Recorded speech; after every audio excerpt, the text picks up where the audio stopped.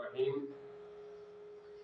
दीन इस्लाम का ये एजाज़ है कि उसने जहाँ दीगर मामलात में इफरात व तफरीत को ख़त्म किया, वहीं तकसीम मीरास के मामले में बेहतरीन उसूल अता फरमाया। महरूमों को हक दिया और जाबिरों को उनकी हदूद में रखा और हर एक को उसके मुनासिब हिस्सा अता फरमा दिया। जैसे बितौर ख़ास औरतों और यतीम बच्चों के हवाले से खुसूसी अहकामात दिए। औरतों और बच्चों को विरासत से हिस्सा न देने की रस्म को बातिल करते हुए कुरान मजीद ने मर्द और औरत में से हर एक को उसके वालिदैन और दीगर रिश्तेदारों को माले विरासत में हिस्सादार करार दिया है। चुनाचे अल्लाह रब्बुल आलमीन इरशाद फरमाता है, यूसीकुमुल्लाहु फी औलादिकुम लिज़्ज़करि मिस्लु हज़्ज़िल उन्सयैन फ़इन कुन्न निसाअन फ़ौक़ सनतैन फ़लहुन्न सुलुसा मा तरक व इन कानत वाहिदतन फ़लहा निस्फ़ वलिअबवैहि लिकुल्लि वाहिदिन मिनहुमा सुदुसु मिम्मा तरक इन कान लहु वलद फ़इन लम यकुल लहु वलदुन व वरिसहु अबवाहु फ़लिउम्मिहि सुलुस फ़इन कान लहु इख़वतुन फ़लिउम्मिहि सुदुसु मिन बअदि वसीयतिन यूसी बिहा औ दैन। अल्लाह तुम्हें तुम्हारी औलाद के बारे में हुक्म देता है कि बेटे का हिस्सा दो बेटियों के बराबर है। फिर अगर सिर्फ लड़कियां हों, अगरचे दो से ऊपर हों, तो उनके लिए तरके के 2/3 हिस्सा होगा। तरके का 2/3 हिस्सा लड़कियों का होगा और अगर एक लड़की हो तो उसके लिए तरके का आधा हिस्सा होगा। मैयत ने जो कुछ छोड़ा उसमें से आधा एक उसकी लड़की को मिल जाएगा। और अगर मैयत की औलाद हो तो मैयत के माँ बाप में से हर एक के लिए तरके से छठा हिस्सा होगा। फिर अगर मैयत की औलाद ना हो और माँ बाप छोड़े तो माँ के लिए तिहाई हिस्सा है। फिर अगर उस मैयत के कई बहन भाई हों तो माँ का छठा हिस्सा होगा। ये सब अहकाम उस वसीयत को पूरा करने के बाद होंगे जो फौत होने वाला कर गया और कर्ज की अदायगी के बाद होंगे।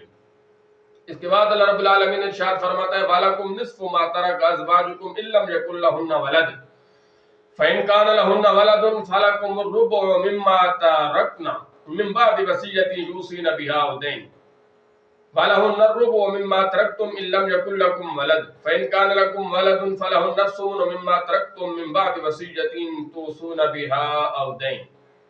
और तुम्हारी बीवियां जो माल छोड़ जाएं, अगर उनकी औलाद न हो तो उसमें से तुम्हारे लिए आधा हिस्सा है खामन के लिए, और अगर उनकी औलाद हो तो उनके तरके में से तुम्हारे लिए चौथाई हिस्सा है। ये हिस्से उस वसीयत के बाद होंगे जो उन्होंने की हो और कर्ज की अदायगी के बाद होंगे। और अगर तुम्हारी औलाद ना हो तो तुम्हारे तरके में से औरतों के लिए चौथाई हिस्सा है। अब औरतों का हिस्सा बयान हो रहा है। फिर अगर तुम्हारी औलाद हो तो उनका तुम्हारे तरके में से 8वां हिस्सा है। ये हिस्से उस वसीयत के बाद होंगे जो वसीयत तुम कर जाओ और कर्ज की अदायगी के बाद होंगे। यहाँ एक बात काबिल तवज्जो है कि जब बाप की विरासत तकसीम की जा रही हो तो उसमें उसकी हर बीवी का हिस्सा होता है, अगरचे वो औलाद के लिए हकीकी माँ की जगह सुतीली माँ हो, क्योंकि सुतीली माँ होना तो औलाद के एतबार से है, जबकि शौहर के एतबार से तो वो उसकी बीवी ही है और बीवी का विरासत में हिस्सा होता है। तो जब एक खामद किसी का फौत हो गया तो उसकी जितनी बीवियां हैं, 2 हैं 3 हैं, तो सब जो है उसके विरासत में हिस्सेदार हैं। इसी तरह वो औरत भी शामिल होगी कि जो खामद के इंतकाल के वक्त उसके निकाह में थी या उसकी इद्दत में है, जी उसकी इद्दत में है, तो इसी तरह वो अपने शौहर की वारिस है। लिहाजा इस मसले पर जरूरी तवज्जो दी जाए। आजकल ये है कि किसी की 2 बीवियां 3 हैं, तो जब फौत होता है तो जिसकी औलाद होती है जिस औरत की, تو وہ سارا مال جو ہے اس کے بیٹے لے لیتے ہیں، بیٹیاں لے لیتے ہیں، اور دوسری عورتوں کو محروم کر دیا جاتا ہے۔ اس طرح نہیں چاہیے، وہ اس کے خاوند کے جو حصہ ہے اس کے مال کے اندر تمام اس کی جتنی بیویاں ہیں 2 3 وہ اس کے حصے کے اندر جو ہے شریک ہیں۔ اسی طرح قرآن پاک نے یعنی یہ سارے حصے مقرر کیے ہیں، تو ان کو مقرر کرنے کے بعد اللہ رب العالمین جو ہے ارشاد فرماتا ہے کہ یہ حصے کیوں اس طرح میں نے خود مقرر کیے۔ فرمایا آباؤکم و ابناؤکم لا تدرون ایہم اقرب لکم نفعا فریدۃ من اللہ ان اللہ کان علیما حکیما۔ فرمایا تمہارے باپ اور تمہارے بیٹے تمہیں معلوم نہیں ہے کہ ان میں کون تمہیں زیادہ نفع دے گا، یہ اللہ کی طرف سے مقرر کردہ حصہ ہے، بے شک اللہ تعالیٰ بڑے علم والا ہے، حکمت والا ہے۔ اللہ تعالیٰ نے خود یہ حصے مقرر کر دی، کیونکہ اکثر اوقات یہ ہوتا ہے کہ ہم جن پر امیدیں لگائے رکھتے ہیں کہ میرا یہ بیٹا نفع والا ہوگا، یا باپ کو بیٹے پر ہوتا ہے بڑی امید، یا بیٹوں کو باپ پہ ہوتی ہے، اس طرح تو وہ اس میں بہت دھوکہ ہمیں بعد میں جو ہے نظر آتا ہے کہ جو ہم امیدیں لگا رہے تھے وہ سب جھوٹی تھی۔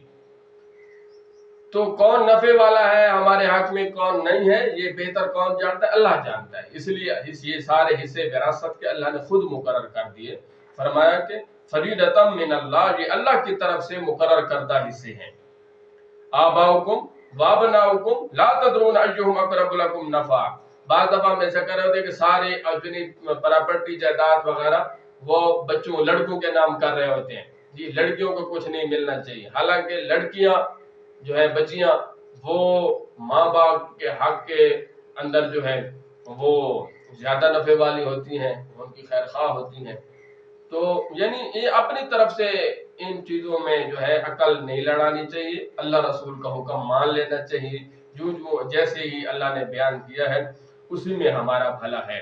اور یہ سارے احکام بیان کرنے کے بعد اللہ فرماتا ہے تلک حدود اللہ، یہ اللہ کی حدیں ہیں، یہ اللہ کی حدیں ہیں۔ وراثت کے احکام کی تفصیل بیان کی تو اس کے بعد فرمایا یہ اللہ کی حدیں ہیں۔ وَمَن يُطِعِ اللَّهَ وَرَسُولَهُ يُدْخِلْهُ جَنَّاتٍ تَجْرِي مِن تَحْتِهَا الْأَنْهَارُ خَالِدِينَ فِيهَا وَذَلِكَ الْفَوْزُ الْعَظِيمُ، کہ جو اللہ اور اس کے رسول کی اطاعت کرے تو اللہ تعالیٰ اسے جنتوں میں داخل کرے گا جن کے نیچے نہریں بہہ رہی ہیں، ہمیشہ ان میں رہیں گے۔ یہ بہت بڑی کامیابی ہے کہ جو اللہ کی حدود کے دائرے میں رہا، اللہ کی حدود کو کراس نہیں کیا، اس نے اپنا سر جھکا دیا اللہ رسول کے حکموں کے آگے۔ اور پھر اس کے علاوہ جو دوسرا شخص ہوتا ہے کہ اللہ کی حدود کو کراس کر جائے، وَمَن يَعْصِ اللَّهَ وَرَسُولَهُ وَيَتَعَدَّ حُدُودَهُ يُدْخِلْهُ نَارًا خَالِدًا فِيهَا وَلَهُ عَذَابٌ مُهِينٌ۔ فرمایا جو اللہ اور اس کے رسول کی نافرمانی کرے اور اس کی تمام حدوں سے گزر جائے، کسی حکم کی پرواہ نہیں کی، اپنی عقل سے جو ہے وہ کام لے رہا ہے، اللہ کی حدوں کی پرواہ نہیں کر رہا اور اللہ کی حدوں سے گزر جائے، يُدْخِلْهُ نَارًا خَالِدًا فِيهَا، تو اللہ اس کو ایسی آگ میں داخل کرے گا جس میں وہ ہمیشہ رہے گا، وَلَهُ عَذَابٌ مُهِينٌ، اور اس کے لیے رسوا کن عذاب ہوگا۔ اللہ کریم کی بارگاہ کے اندر دعا ہے کہ ہمیں قرآن و حدیث کے دیے گئے اصولوں کے مطابق زندگیاں بسر کرنے کی توفیق عطا فرمائے، اور شریعت مطہرہ نے جو اصول دیے ہیں ان کو اپنانے کی توفیق نصیب فرمائے۔ آمین بجاہ النبی الامین صلی اللہ تعالیٰ علیہ وسلم۔